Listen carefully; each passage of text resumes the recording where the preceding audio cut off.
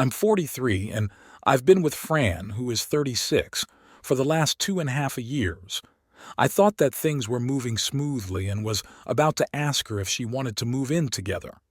However, she's been acting rather distant lately, so I decided to wait a little and see if she would bring something up.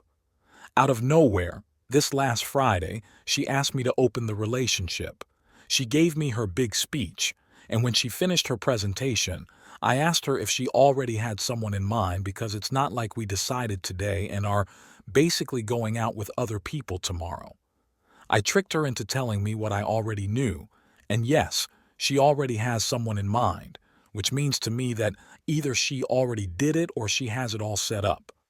I got up and walked around the apartment while she was trying to sell the idea that this could be good for both of us and our relationship. By the time she finished talking, I handed her one of my sports bags with all her stuff in it and told her to leave the spare key on the table on her way out.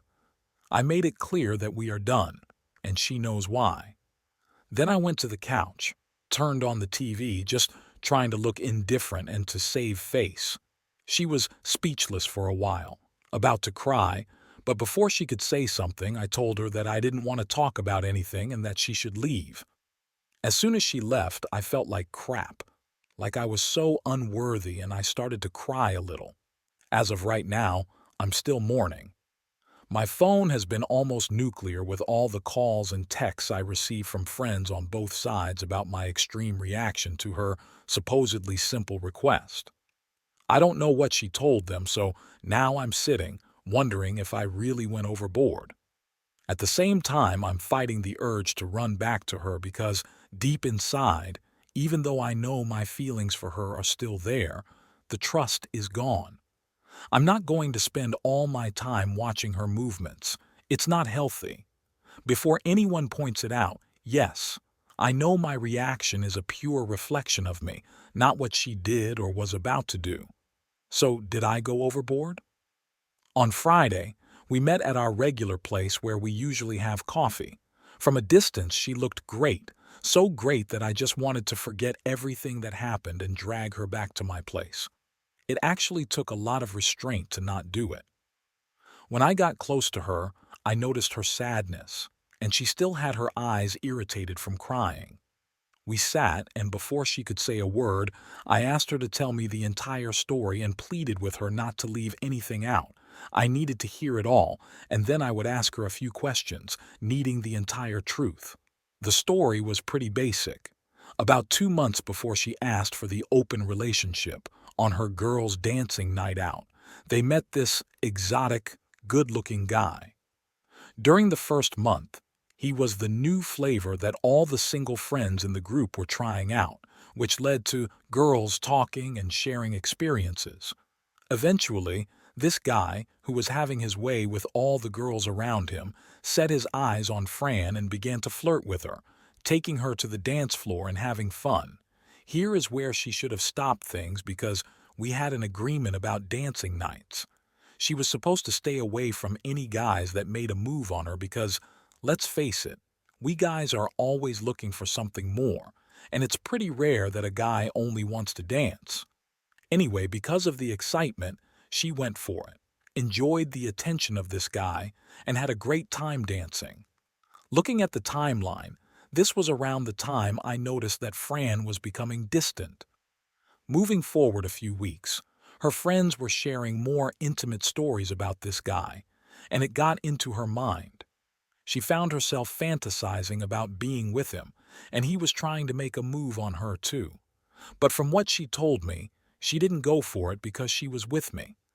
Drinks and drunken friends are bad counselors, and once the idea of opening the relationship came out, they spent over 2 weeks chatting about how to convince me.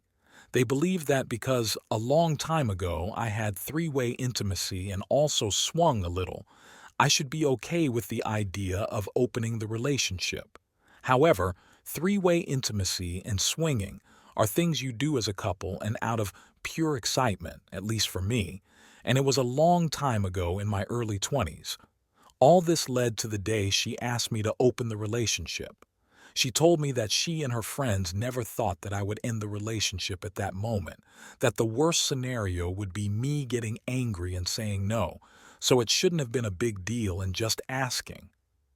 At this point, I interrupted her and told her that she should know better. We were together for over 2 years, and I always share my thoughts about everything with her. For context, maybe about a year ago, we had a couple of friends in a similar situation.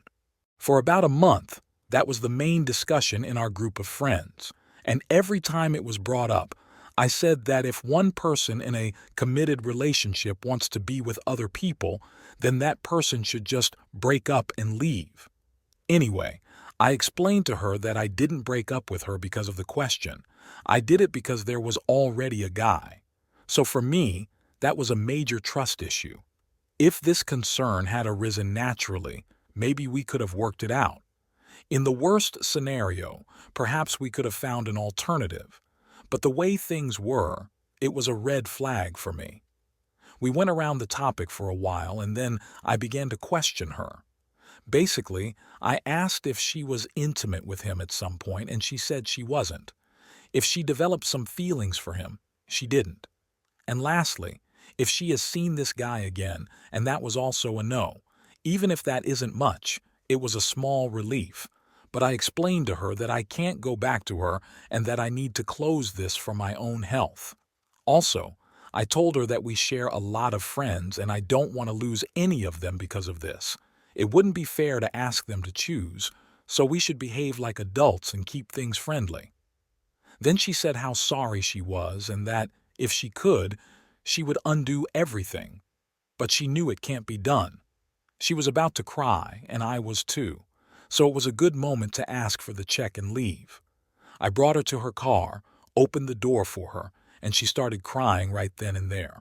I couldn't help but hug her. We stood there for about 10 minutes, and when she calmed down, she got into her car and drove away. I was in shock and didn't know how to feel, so I went home, grabbed my camping gear, and drove to the mountains, spending the entire weekend there to clear my mind. Early this morning, I was driving back to the city, and the moment my phone grabbed a signal, it got flooded with messages from friends and family, all worried because I basically disappeared without telling anybody. I texted back to everyone, telling them that I was okay, that I went out camping, and at the moment, I was driving to work. Also, I got a text from her, something along the lines that she feels that we are not over yet and that she thinks I need time to leave all this behind me. She said she will wait in the hope of it. I haven't texted her back because I'm pretty sure I'm done, but experience has taught me to never say never. So for now, I'm going to take it easy, doing what I like, and see where things take me. It's been a while, and I came across several messages. Some were asking what I was up to, others were giving advice and encouragement, and of course, there were those asking for an update. After almost a month and a half of grappling with the matter, I still didn't have things very clear. Fortunately, that's what best friends are for. I had a conversation with CLA and her husband Pete, my two best friends. After a while of talking, they said, "You have to let her go.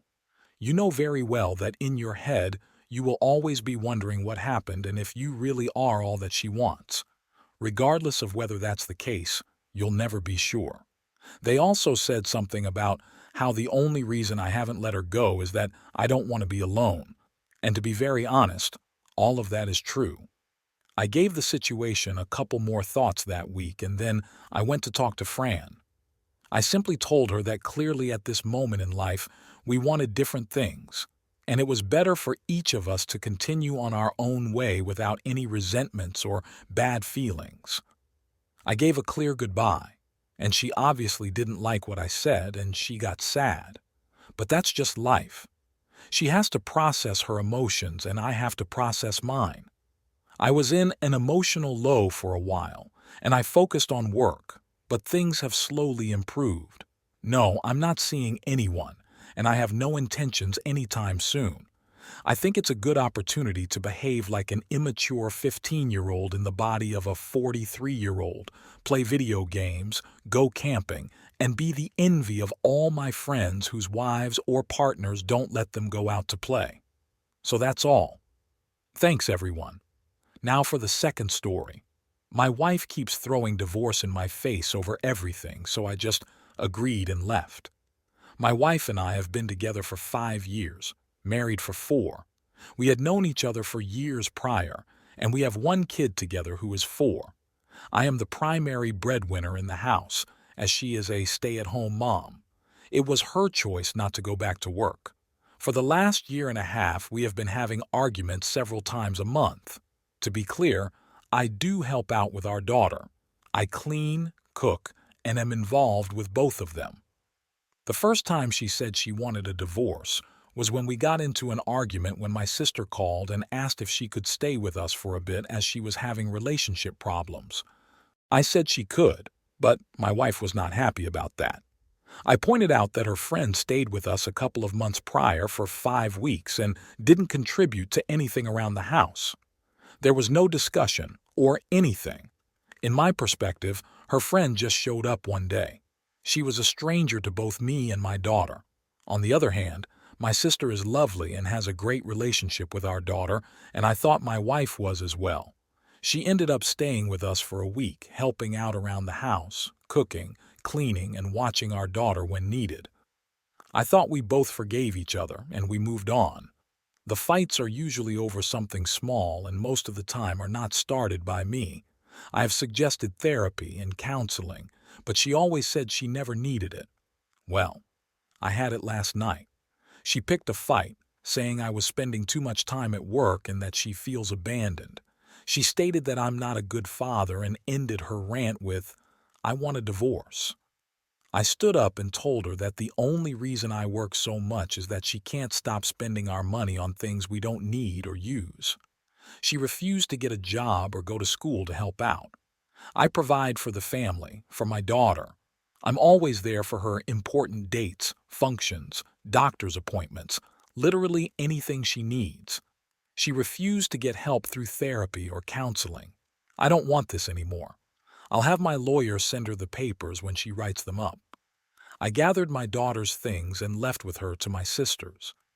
It has been 2 days, and she keeps calling and texting saying she is sorry, didn't mean it, wants to go to counseling and therapy, needs me, misses me, etc.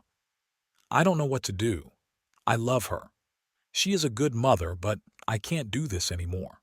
I want to point out some things that it seems were missed or looked over. I would do everything again if I had to, including taking my daughter. I've pushed my wife to go out, find a job, get a hobby, meet new friends, and do something, anything. I asked about seeing someone for help, but she would not listen or consider anything I have presented. She kept saying no, or she was not the problem. My daughter is my priority. I don't fight with my wife in front of her or around her. I grew up in a bad household, and I've been in the position where my dad got angry at my mom. My mom left, and my dad took it out on me.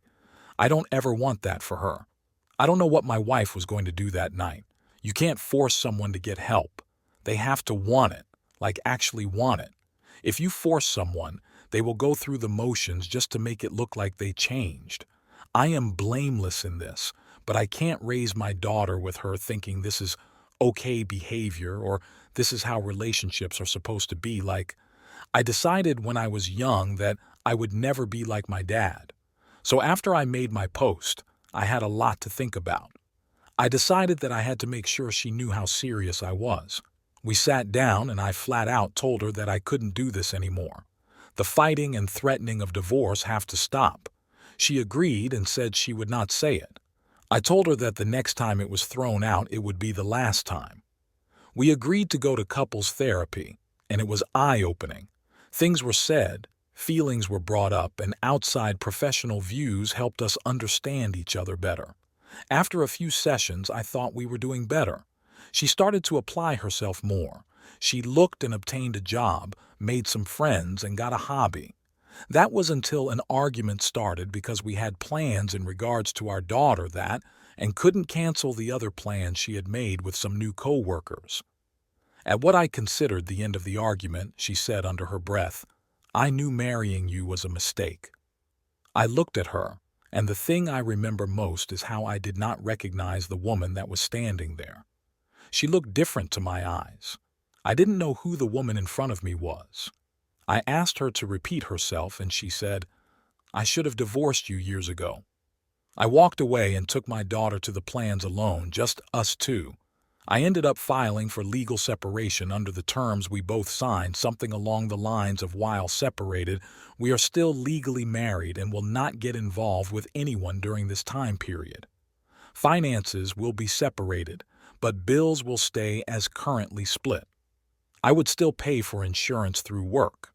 Other things that were in it were therapy sessions that would continue, both as individuals and couples. I would move in with my sister, and we had shared custody of our daughter, 730 split. One day when I had my daughter, I needed my wife to take her. I let her know a week before, and she agreed. The morning of at 730, I went to drop her off at the house and noticed an unfamiliar car in the driveway. My first thought was, she must have a friend or girlfriend over. I rang the doorbell out of respect and waited with my daughter. When a shirtless guy opened the door and asked who I was and what I wanted, I asked for my wife. He called her, and she came around the corner in a robe, her face going from curious to shocked to horrified to sad. Needless to say, in 3 months' time, when the legal separation ends, I'm filing for a decree of dissolution of marriage. My daughter is safe. She doesn't understand what's going on other than daddy and mommy are not happy with each other, as stated above. She is my priority. I guess I did do the one thing I never wanted to do, the one thing I promised myself I would never become, but I guess it couldn't be helped. I ended up just like my parents. I don't know what a healthy relationship looks like. I hope I can just show how much love I have for my daughter and raise her the best I can.